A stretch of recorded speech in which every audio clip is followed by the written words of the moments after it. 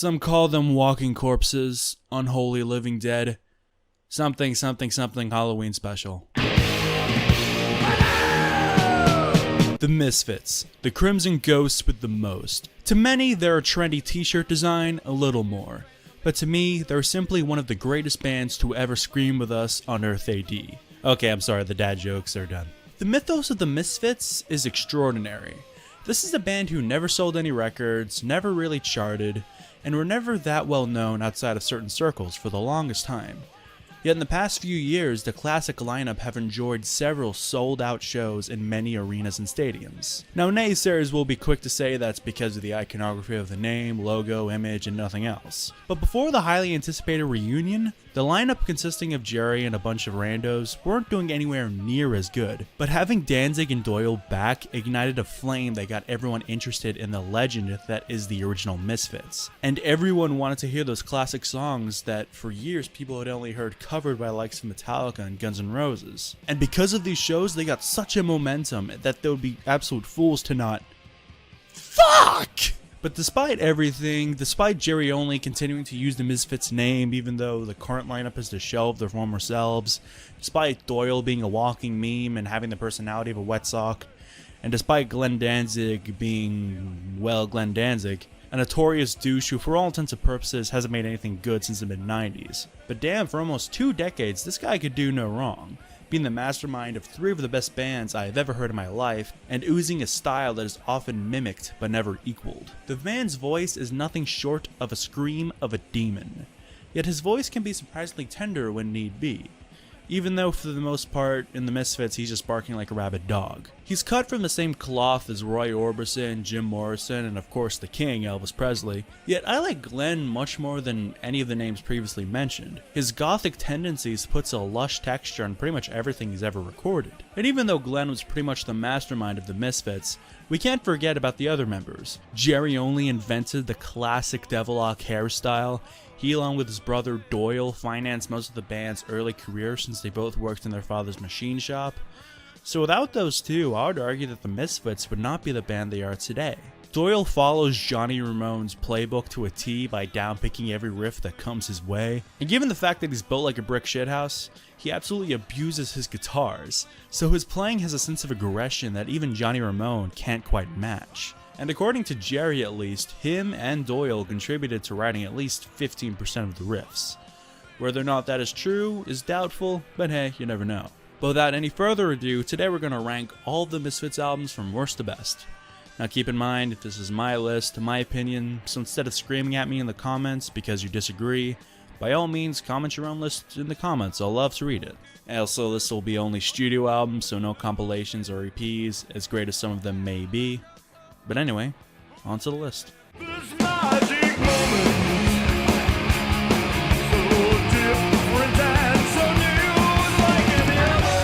Project 1950 feels as if all the cringy boomer energy in the world was melded into one singular album. This is a covers record of classic 1950s and 60s rock music done in a punk rock style, and on paper, it's not the worst idea in the world. It could be done well. It's not impossible, especially when you consider the fact that the early years of rock and roll in that era is something that heavily influenced the band and punk rock to begin with. But every choice made on this album is the wrong one. First off, Jerry only cannot sing to save his life.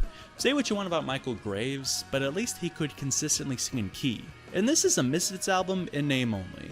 The only original member is Jerry, and we also have Des Canina from Black Flag, Mark Ramone from the Ramones. It's as much a Black Flag or Ramones album as it is a Misfits album. And because of that, it doesn't sound like the Misfits at all. It's basically an oldies goes punk compilation, and this was the first album to not involve Doyle since Static Age. Jerry, you know you fucked up when your own brother can't even stand to be in a band with you anymore. And hearing the shell that was once the Misfits covering gimmicky tripe like the Monster Mash is just painful to listen to. If nothing else, it sounds like the band are at least having fun, so it doesn't sound like a soulless cash grab. And hey, at least Glenn made the exact same mistake the Misfits did a little over a decade later. Twice. It's pouring down, it's coming for you, the devil's rain. It's pouring. Now, The Devil's Rain is not that bad. I'm not saying it's a great record or anything, because it's not, but it isn't the heinous piece of shit a lot of people have tried to boldly claim. And that's mainly a claim people make because they're pissed off at Jerry for continuing the band without Danzig and even without Graves and Doyle. But when you listen to it in a vacuum, it's honestly not the worst experience. Some positives are actually the musicianship.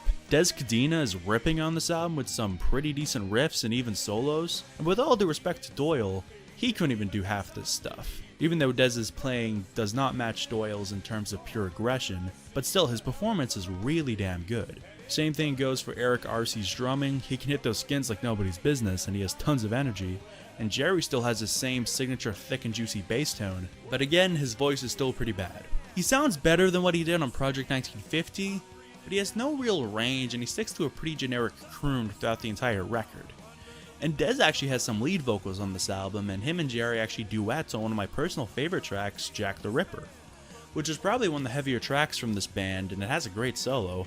And I wish Dez and Jerry did more of a dual lead vocalist kind of thing, because even though neither of them are exactly great singers, if they worked together it would probably work better than just Jerry singing pretty much everything. The title track, Vivid Red, and Where Do They Go are also pretty good tracks, and for the most part it sounds pretty damn good because Ed Stasium co-produced this thing. But most of the songwriting falls flat, and the fact that they named most of the tracks after B-movies feels kind of bland. I know the band has been doing this for years, but in cases like Return of the Fly and Pumpkinhead, they're at least backed up by good songs.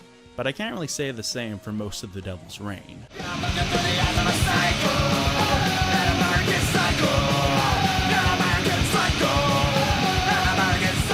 Now we approach the Graves era of the Misfits, which funnily enough is even more controversial than the Jerry only on vocals era, even though it still has Doyle on guitar, and I feel it shared more with classic Misfits than the only era. And look, I get it.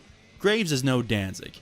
His stage presence is severely lacking, and I feel he can be a bit tryhard with some of his lyrics like on the title track of this record. He's also a massive bootlicker, and he's also kind of delusional. Do you think there could be a Misfits reunion of the 97-2000 version, and what do you think the demand would be? The demand?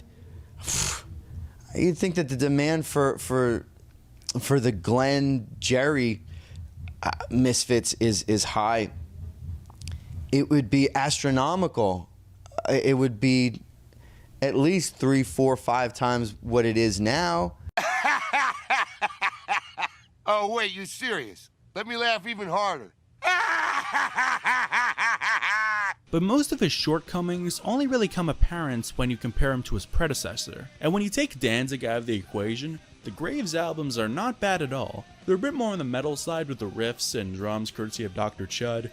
The vocals can sometimes border on pop punk because these albums are just chock full of hooks. And Graves himself is actually quite a versatile vocalist, much like Danzig. They can both croon and be very aggressive when the situation calls for either of those things. And Graves' voice also has a lot of rasp and distortion that I really dig. By far the most known song from the non-Danzig Misfits is the single off this album, Dig Up Her Bones. It's mysterious, gothic, and has one of the best hooks of this band's entire career. There's also The Hunger, which is really breakneck and fast, kinda reminds me of Earth AD a bit, and The Crimson Ghost, which has some really chunky sounding bass that I dig, and it's a pretty good song to pay respect to their mascot. But a lot of the songs suffer because I feel they're mediocre attempts at Danzig era Misfits. Songs like Walk Among Us, Speak of the Devil, and From Hell They Came are pretty forgettable and just sound like Danzig era B-sides. But by the end it really picks up with tracks like Don't Open Till Doomsday and Shining, which might just be my favorite Misfits song without Danzig. It's menacing, it sounds downright apocalyptic with its amazing drums that just pummel all within its path. Overall, American Psycho can be a little meandering at times, and it has more filler than I would like, but songs like Shining definitely make this record worth hearing.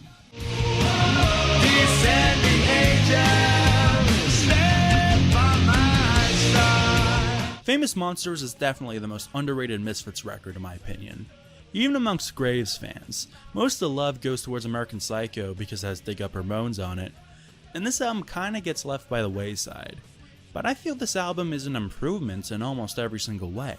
The musicianship I feel is turned up a notch. Production wise it sounds amazing thanks to Daniel Ray, but most importantly the songwriting has been greatly improved. Even the filler tracks are really good. And compared to even American Psycho, it has way more classic tracks that a lot of people know, like the single Scream, a great catchy melodic song that would have done really well for the band if it was actually used in Scream 2 like it was written for. And there's even an amazing video for it directed by none other than George A. Romero. Their Saturday Night, the only ballad the band ever wrote, and has a great old school 50s doo-wop kind of vibe with the vocals, tempo, and melodies, and Michael's performance is amazing on it. My personal favorite song for the record is probably the sprawling epic Descending Angel. It's sprawling, slightly gothic, and by the end I feel as if I've transcended the land of the living. It's just a perfect song. It even has a pretty tasty solo on there courtesy of Doyle. Also, screw you, Jerry, for trying to re-record it. Helena is amazing for its riffs and dynamics, and of course its fucked up subject matter talking about hacking up your girlfriend until she's a limbless specimen of a human being. Living Hell and Them are ferocious. Fiend Club is a pretty good song written for their fan base, and it's really anthemic and it's a good rallying cry for fans of the Misfits. Famous Monsters is definitely the best non-Danzig Misfits album. I would recommend it to anyone who refuses to listen to any Misfits without Big D. Hell, it used to be my all-time favorite Misfits album back when I was a dumb teenager, though I've since learned better.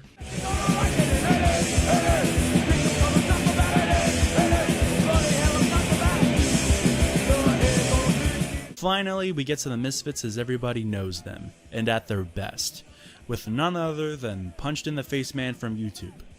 With that being said, I have a bit of a weird relationship with Earth AD.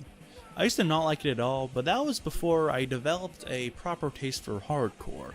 I used to think it was too light on catchy hooks and there was too much blistering aggression, but I failed to realize that was the point. Hell, the original vinyl pressing of this album wasn't even 15 minutes long.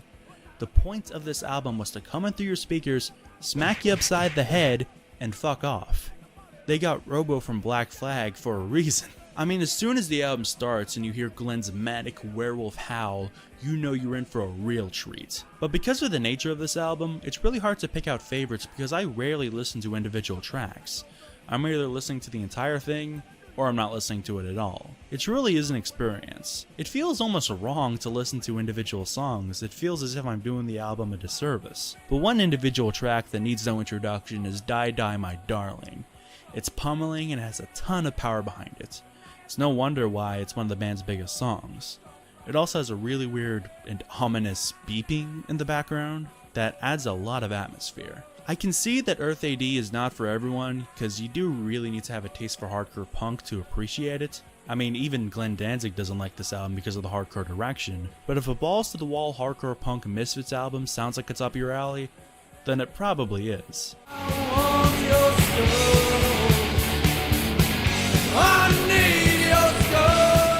Walk Among Us is arguably the definitive Misfits album. It features the classic lineup, and by that I mean Jerry, Glenn, Doyle, and just about any drummer, let's be real here. It was self-produced, yet it sounds amazing, which is rare for a self-produced album, but this album is one hell of an exception. I feel it has the best mix of catchy melodies and thrashing guitar riffs the band ever found, and the horror elements I feel were mastered on this album. They weren't as sparsely used like on previous recordings, and they weren't as overbearing as they were on like The Devil's Rain, but here they're used like seasoning on damn near every track. But unlike something like Devil's Rain, all of the songs are amazing to begin with. They don't rely on the horror themes, they just work like icing on a cake. Skulls is definitely my favorite cut from the album. It isn't exactly the fastest song they ever did, but it's actually pretty dynamic and it has a bit of a crescendo. The bridge is disturbing yet comical. It's also got one of the simplest yet mind-bendingly captivating hooks of all time. Violent World sounds, well, violent, and Astro Zombies is very anthemic. I could totally see a stadium full of people singing along to the chorus, and it probably could have done for the band what TV Party did for Black Flag if they did a video for it. And Brain Eaters is monotonous, but it's just plain fun. It sounds like a bunch of drunk friends stumbled into the studio and recorded it. In fact, I'll bet that's probably what happened. If you're looking for an album to get you into the Misfits, you can't do much better than Walk Among Us.